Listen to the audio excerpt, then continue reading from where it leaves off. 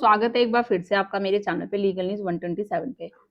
दोस्तों, अगर आपके खिलाफ झूठी एफआईआर दर्ज हो जाए, तो सबसे पहले आपका रिएक्शन क्या होता है? तो यही रिएक्शन हो जाता है, आप लोग घबरा जाते हैं, पैनिक हो जाते हैं, डिप्रेशन में चले जाते हैं कि अब क्या होगा? हमें अंदर कर दिया जाएगा, मेरे फैमिली वालों को कर दिया जाएगा। अब सालों साल कोर्ट के चक्कर काटने पड़ेंगे। सबसे पहले यही रिएक्शन आता है, आपका यही सोचते हैं आप।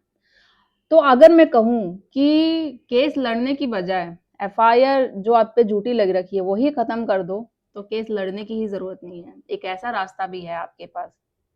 तो क्या आप यकीन करेंगे? तो बिल्कुल। तो आज की डेट में, आज की वीडियो में मैं इसी टॉपिक पे बात करूँगी। आपको बताऊँगी कि जहाँ पूरा केस लड़ने की जगह एफआईआर ही खत्म करवा सकते हैं आप।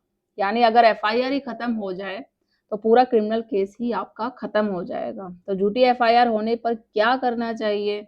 हाई कोर्ट एफआईआर खारिज कब कर सकती है और कौन-सी ऐसा लीगल तरीका है, जो आपको अपनाना चाहिए जिससे आपका है जो केस लड़ने से पहले ही खत्म हो जाए।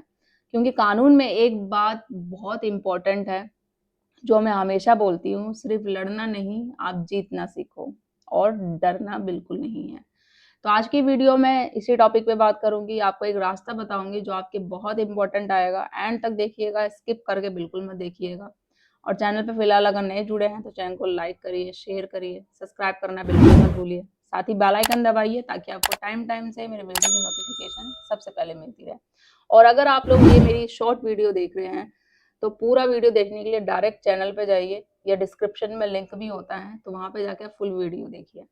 अब बात करते हैं कि एफआईआर क्या होती है। फर्स्ट इन्फॉर्मेशन जैसे इसका हो गया फर्स्ट इन्फॉर्मेशन रिपोर्ट। जो पहली बात आप शिकायत जाके पुलिस स्टेशन में दर्ज करते हैं कि आपके साथ कुछ भी अपराध हुआ है, चोरी, धोखाधड़ी, मारपीट, दहेज उत्पीड़न, उसके खिलाफ। ठीक है?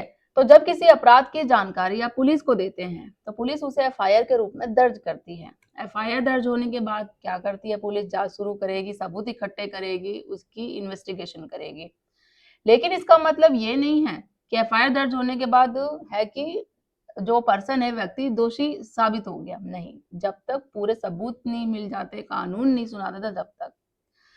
तो झूठी एफआईआर क्यों दर्ज होती है आखिर? ये तो आपको पता ही होगा मोस्टली, कि आपको सबक सिखाने के लिए, बदला लेने के लिए, आपसे पैसे लेने के लिए, या कोई भी अगर इसके अलावा मैट्रिमोनियम कोई भी केसेस होता है, तो वो चीजें आपको पता होगा, क्योंकि सबका केस अलग-अलग होता है।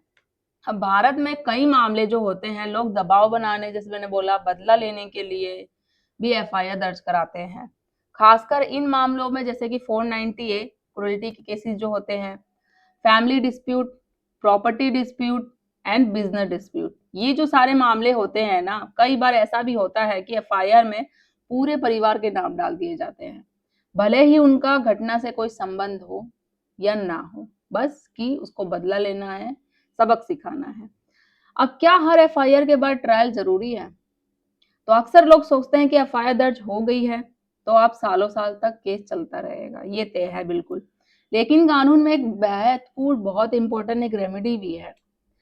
अगर एफआईआर झूठी है, या उसमें अपराध बनता ही नहीं है, या आरोप बहुत वैग्यू है, मतलब नॉर्मल सा है, जिसमें कुछ जरूरत नहीं थी एफआईआर दर्ज करवाने की, तो आप हाई कोर्ट में एफआईआर को चैलेंज कर सकते हो। सेक्शन 482 सीआरपीसी जो होता है, उसकी क्या है पावर? हाईकोर्ट को सीआरपीसी सेक्शन 480 तहत के तहत विशेष पावर दी गई है। इन पावर का इस्तेमाल करके कोर्ट न्याय के हित में करती है। और अगर कोर्ट को लगता है कि एफआईआर दुर्भावना से दर्ज हुई है, मतलब गलत भावना के तहत, सबक सिखाने में, उसको बदला लेने की भावना में दर्ज कराई गई है, या आरोपों में कोई भी दम नहीं है, कोई एविडेंस, कोई सबूत नहीं दिए हैं, या मामला क्रिमिनल नहीं बल्कि सिविल नेचर का है, तो कोर्ट एफआईआर को क्वैश कर देगी, पूरी तरीके से खारिज कर देगी। अब सुप्रीम कोर्ट के कई महत्वपूर्ण सिद्धांत हैं, कि कई मामलों में सुप्रीम कोर्ट ने कहा है कि अगर एफआईआर में कोई स्पेसिफाइड एलिगेशन नहीं है, आरोप बहुत सामान्य है, नॉर्मल है, या एफआईआर का इस्तेमाल हरासमेंट के लिए हो रहा है, तो हाई कोर्ट को ऐसे मामलों में एफआईआर को क्वैश करने पर विचार बिल्कुल करना चाहिए। इसका उद्देश्य यह है कि किसी निर्दोष व्यक्ति को कोई पूरी लाइफ के लिए उसकी लाइफ बर्बाद ना हो जाए, उसको सजा बिल्कुल ना मिले, क्रिमिनल ट्रायल का सामना बिल्कुल ना उसको करना पड़े उस व्यक्ति को। अब एफआईआर क्वैश करने की प्रक्रिया क्या है? अगर कोई व्यक्ति एफआईआर को चैलेंज करना चाहता है तो क्या उसको करना चाहिए, उसको स्टेप भी जानना ज़रूरी है। तो हाई कोर्ट में पिटीशन फाइल करनी होती है सबसे पहले। सेकंड, एफआईआर की कॉपी और रिलेवेंट डॉक्यूमेंट्स कोर्ट के सामने आपको प्रस्तुत करने पड़ते हैं। कोर्ट यह देखती है कि क्या एफआईआर में वास्तव में अपराध बनता है या नहीं बनता। अगर कोर्ट को लगता है कि एफआईआर में कोई भी दम नहीं है, तो कोर्ट एफआईआर को खारिज कर सकती है। अब इसके अलावा एफआईआर क्वैश होने के बाद क्या होते हैं, क्या होगा उसके बाद? तो अगर हाई कोर्ट एफआईआर क्वैश कर देती है, तो उसका सीधा मतलब है पुलिस इन्वेस्टिगेशन खत्म, क्रिमिनल ट्रायल खत्म, कोर्ट की सारी पेशियां खत्म, यानी पूरा क्रिमिनल केस वहीं खत्म हो जाएगा। इसलिए कई मामलों में एफआईआर क्वैश कराना सबसे मजबूत लीगल प्लानिंग होती है।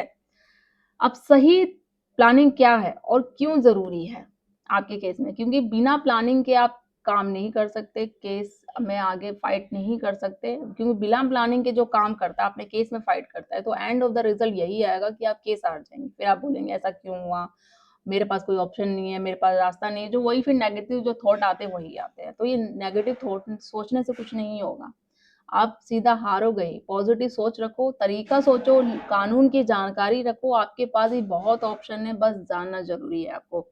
तो कानून में सिर्फ केस लड़ना ही नहीं सॉल्यूशन होता है, कई बार सही लीगल तरीके भी ना सही समय पे अगर आप स्टेप उठाते हैं, वो भी आपको फायदा करता है और आपका केस है जो मजबूत बनाता है। अगर आप बिना सोचे समझे सिर्फ ट्रायल लड़ते रहेंगे और केस कई साल चल सकता है इसका मतलब। तो लेकिन अगर सही समय पर एफआईआर क्वैश पिटीशन आपने दायर कर दी जाए तो मामला जल्दी खत्म हो सकता है। सबसे बेस्ट सोल्यूशन यही है आपके लिए। तो दोस्तों, अगर आपके खिलाफ झूठी एफआईआर दर्ज हुई है तो घबराने की जरूरत नहीं है। कानून में ऐसे प्रावधान है, ऐसे सॉल्यूशन है जिससे कि आप है हाई कोर्ट में एफआईआर खारिज, अपनी झूठी एफआईआर खारिज करवा सकते हो जाके। और इसके लिए हमेशा याद रखिए, सिर्फ केस लड़ना ही समाधान नहीं है, सही लीगल प्लानिंग अपनाना भी और उस तरीके से काम करना ये बहुत ज़्यादा इम्पोर्टेंट है। और इसी बात को एक लाइन में कहें तो लड़ना नहीं, जीतना सीखो। ये है मेन इम्पोर्टेंट। तो वीडियो कैसी लगी ज़रूर बताइएगा कमेंट में। ज़्यादा लोग तो शेयर करिए, सब्सक्राइब करिए। जल्दी मिलती हूँ मैं कैसे ही इन्फॉर्मेटिव वीडियो के साथ, तब तक के लिए थैंक यू।